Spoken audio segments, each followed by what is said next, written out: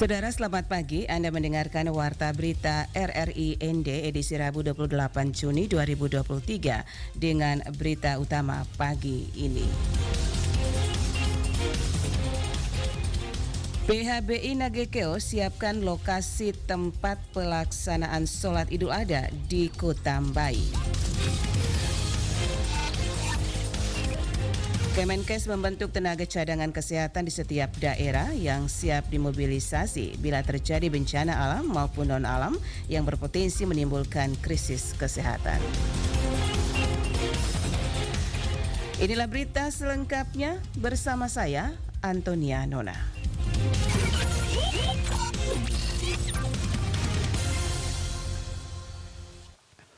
Kami sampaikan berita pertama untuk penyelenggaraan sholat Idul Adha 1444 Hijriah pada 29 Juni 2023.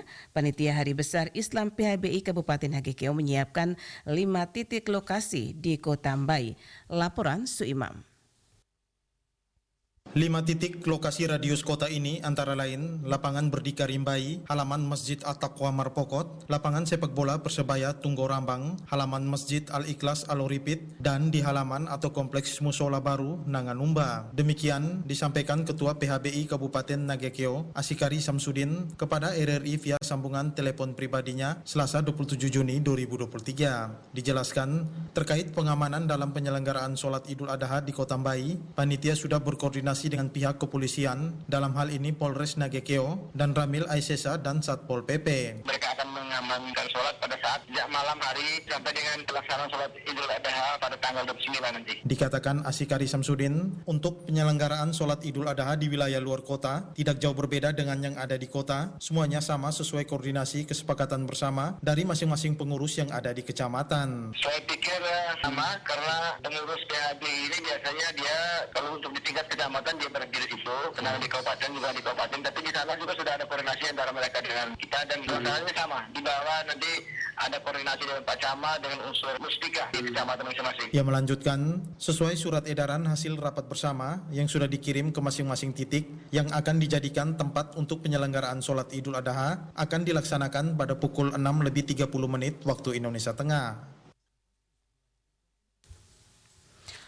Menteri Pariwisata dan Ekonomi Kreatif, Kepala Badan Pariwisata dan Ekonomi Kreatif, Menparekraf, Kaba Parekraf Sandiaga Salahuddin Uno mengajak masyarakat Indonesia untuk menghabiskan momen liburan sekolah dan Idul Adha untuk berwisata di Indonesia saja.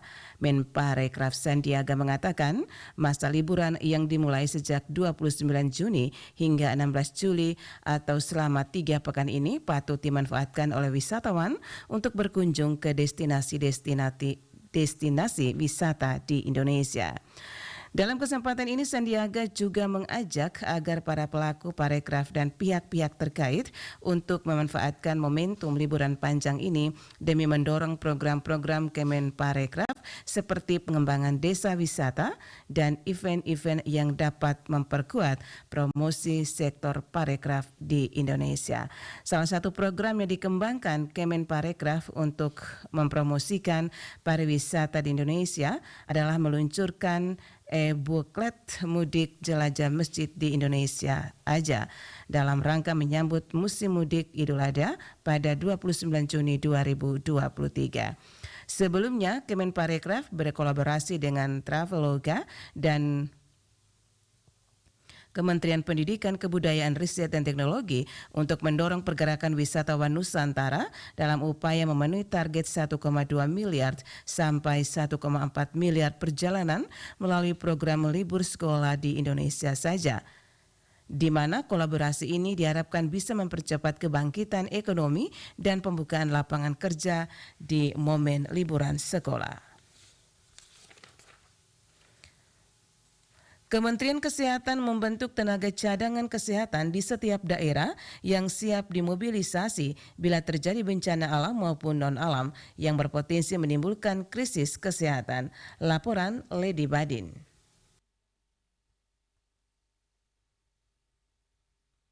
Kepala Pusat Krisis Kesehatan Kementerian Kesehatan Republik Indonesia, Dr. Sumarjaya mengungkapkan pembentukan tenaga cadangan kesehatan ini dikarenakan bahwa Indonesia merupakan negara yang mayoritas wilayahnya berada di zona kuning dan merah, yang artinya secara kondisi dan letak geografis Indonesia rawan terjadi bencana yang berpotensi menimbulkan banyak korban jiwa. Namun di tengah kondisi ini, kapasitas kesehatan di setiap daerah, terutama di daerah rawan bencana, belum merata dan saat ini masih terkonsentrasi di kota-kota besar. Sedangkan pada daerah-daerah lainnya kapasitasnya masih sedang dan rendah. Sumarjaya mengungkapkan dengan kondisi ini menjadi ancaman kesehatan dan keselamatan masyarakat. Dirinya juga mengungkapkan belajar dari pengalaman penanganan COVID-19 yang datang secara tiba-tiba sehingga sistem kesehatan kita belum siap. Maka diperlukan penguatan sistem kesehatan dengan melibatkan seluruh komponen masyarakat. Kita ini saat ini telah melakukan transformasi kesehatan.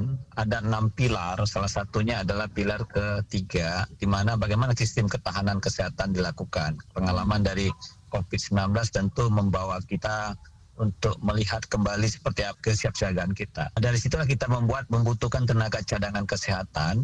Tenaga cadangan kesehatan itu adalah sumber daya manusia yang disiapkan pada saat pra bencana untuk sewaktu-waktu dimobilisasi pada saat krisis kesehatan akibat bencana di daerah terdampak. Dr. Sumarjaya juga menjelaskan bahwa saat ini Kementerian Kesehatan membuka kesempatan bagi masyarakat umum, baik tenaga kesehatan maupun non-tenaga kesehatan, untuk menjadi bagian dari tenaga cadangan kesehatan ini. Pendaftaran tenaga cadangan ini bisa dilakukan secara individu, tim maupun melalui Emergency Medical Team atau AMT. Sumarjaya menyebut pendaftar yang akan diterima sebagai tenaga cadangan kesehatan harus memenuhi sejumlah kriteria terkait fisik, mental, dan skill yang telah ditetapkan pemerintah. Menurutnya, penetapan kriteria ini menyesuaikan dengan kebutuhan di lapangan. Mengingat karakteristik bencana sangat beragam sehingga membutuhkan pendekatan yang berbeda-beda. Ada tenaga kesehatan, ada tenaga non kesehatan. Dari 10 itu ada tenaga kesehatan, ada non kesehatan.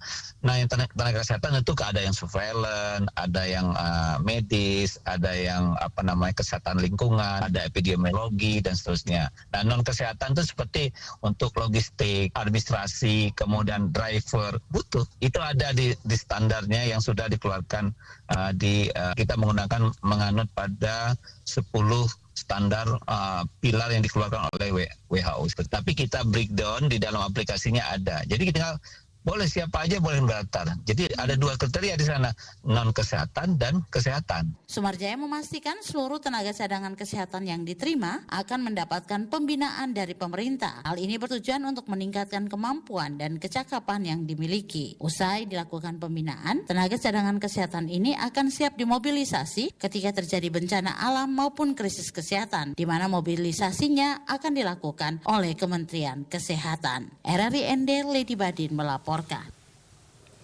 Kementerian Kesehatan berupaya merevitalisasi program promotif dan preventif di layanan primer. Upaya ini diyakini mampu meningkatkan derajat kesehatan masyarakat secara umum sesuai dengan tujuan transformasi sistem kesehatan pada pilar pertama. Wakil Menteri Kesehatan Profesor Dante Saxono Harbuwono menyatakan transformasi sistem kesehatan yang saat ini diusung Kementerian Kesehatan menempatkan reformasi layanan primer menjadi pilar pertama dari 6 pilar dengan 3 fokus utama. Pertama, siklus hidup sebagai fokus pelayanan kesehatan sekaligus sebagai fokus penguatan promosi. Kedua, dengan integrasi jejaring pelayanan kesehatan primer hingga tingkat desa kelurahan dan dusun termasuk untuk memperkuat promosi dan pencegahan serta resiliensi terhadap pandemi. Dan yang ketiga, memperkuat pemantauan wilayah setempat PWS. Penguatan kesehatan primer terhadap ketiga faktor tersebut diharapkan dapat menjadi pelayanan kesehatan yang terdekat dengan masyarakat dan memberikan pelayanan yang lebih komprehensif didukung dengan koordinasi kolaborasi yang kuat dari berbagai stakeholder serta berkesinambungan, lanjut Profesor Dante. Kendati upaya kesehatan saat ini sudah membuahkan hasil, namun masih dibutuhkan upaya perbaikan untuk percepatan dalam memastikan indikator kesehatan terpenuhi. Indikator lainnya masih mengalami peningkatan seperti wasting meningkat menjadi 7,7%. Selain itu pada kelompok usia produktif dan lansia masih tingginya prevalensi penyakit tidak menular seperti penyakit hipertensi sebesar 34% dan diabetes mellitus mencapai 11%. Selain itu, terdapat penyakit dengan pembiayaan terbesar yaitu penyakit kardiovaskular, kanker, stroke, dan penyakit ginjal. Penyakit-penyakit ini juga menjadi beban pembiayaan kesehatan tertinggi di Indonesia.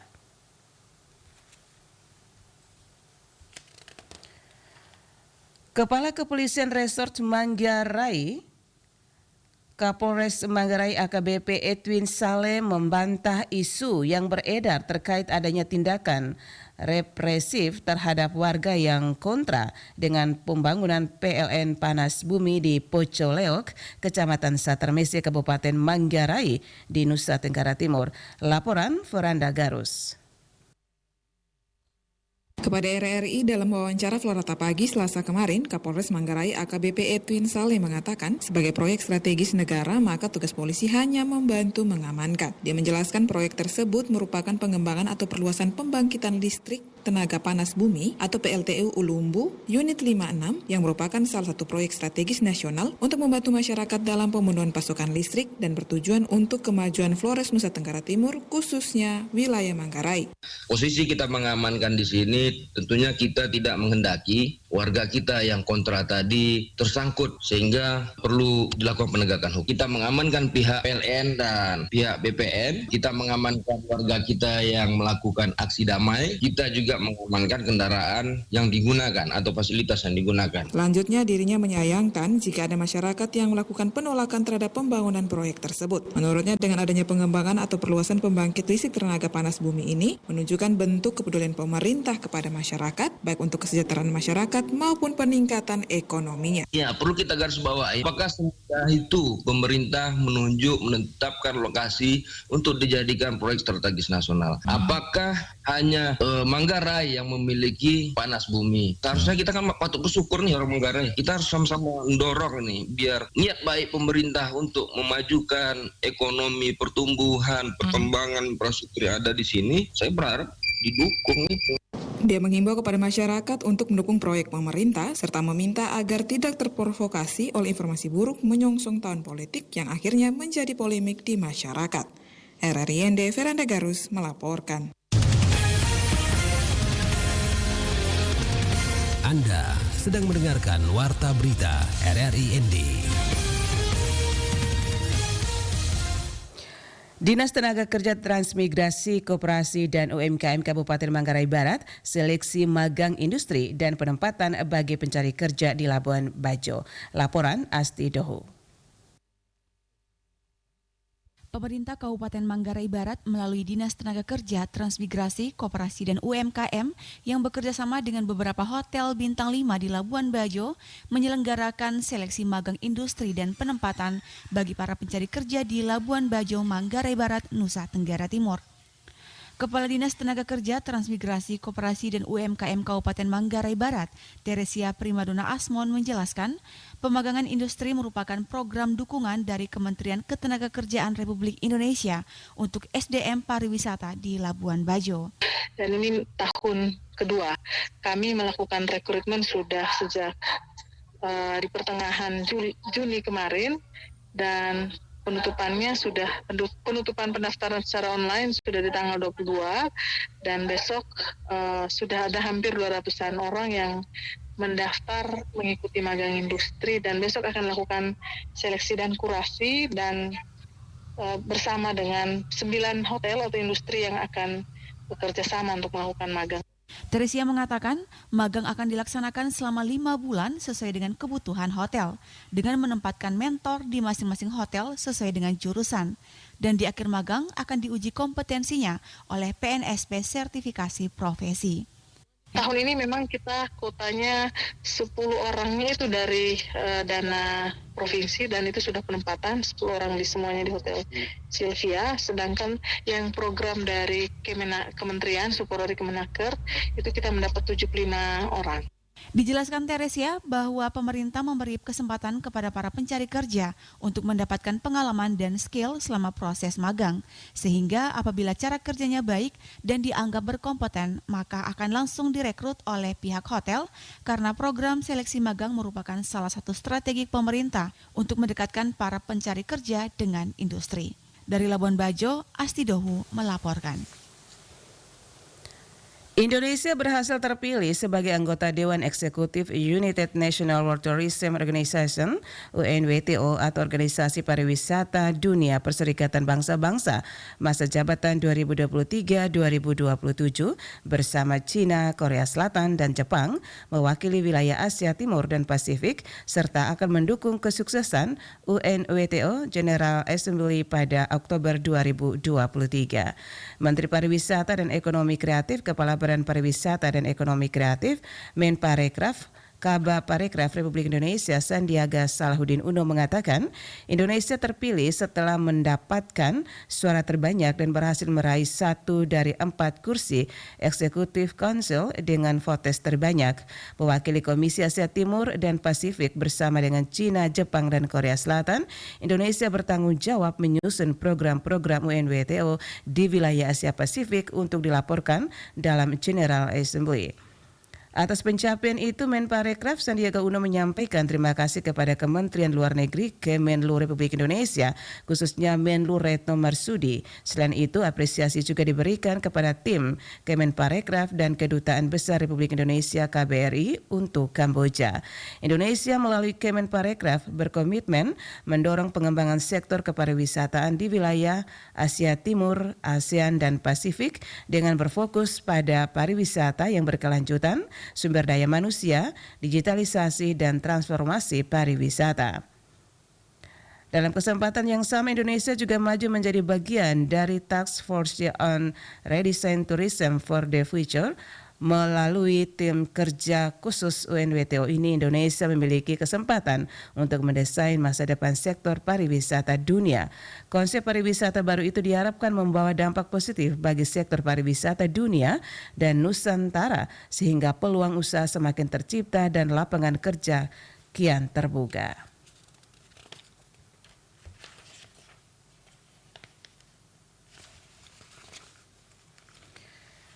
Jumlah pemilih tetap Kabupaten Ende sebanyak 211.004 pemilih. Jumlah tersebut mencakupi penghuni lapas kelas 2B Ende yang dipastikan dapat menggunakan hak pilihnya. Laporan Rofinus Vula.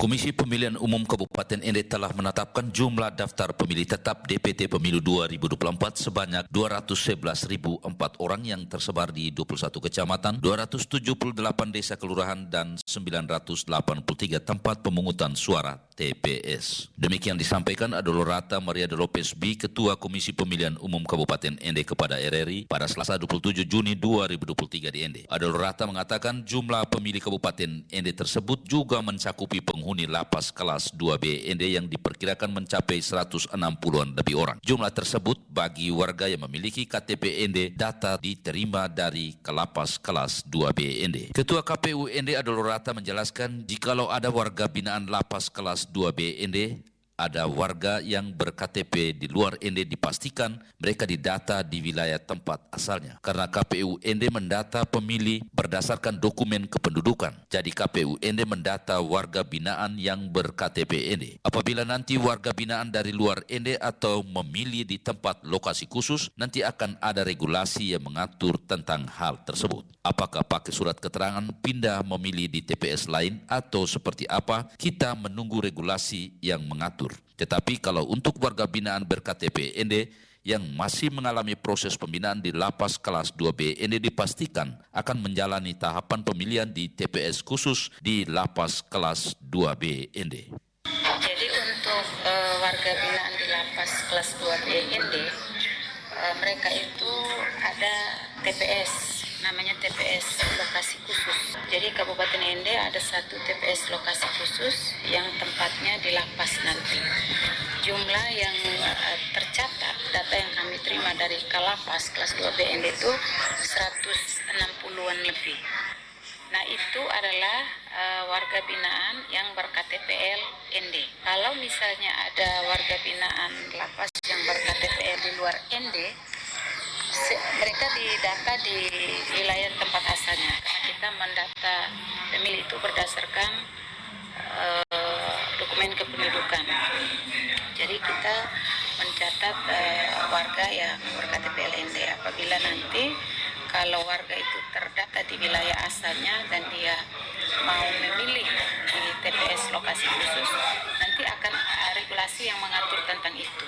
Ketua KPU ND mengatakan pada pemilu mendatang warga binaan lapas kelas 2B ND masuk dalam DPT Kota ND meskipun sebagian warga binaan berasal dari daerah atau kecamatan luar Kota ND. Kondisi ini disebutkan adalah rata berbeda dari pemilu sebelumnya. Warga binaan di lapas kelas 2B ND akan menerima formulir pindah memilih atau A5, sementara pada pemilu mendatang warga binaan akan dianggap berdomisili di ND sehingga dimungkinkan memilih calon anggota legislatif sesuai dengan domisili yang ditempati sekarang. Namun untuk memastikan hal tersebut, Adalorata mengaku masih menunggu regulasi dari KPU Pusat. RRI Endorfinus Vula melaporkan. Membangun jaringan literasi selama 12 tahun, Taman Baca Masyarakat TMB Rumah Kreatif Sahabat Nusantara Kecamatan Pulau Ende berhasil membuka 13 unit baca di seluruh wilayah Pulau Ende. Sejak 2001 hingga sekarang ini, Taman Baca Masyarakat TMB Rumah Kreatif Sahabat Nusantara Kecamatan Pulau Ende terus berupaya memberikan pendidikan literasi kepada masyarakat dengan mendekatkan pelayanan literasi langsung ke titik sasaran. Demikian disampaikan penanggung jawab TMB Rumah Kreatif Sahabat Nusantara Hifni Jafar kepada RRI terkait kerja keras pihaknya di bidang pendidikan selama ini.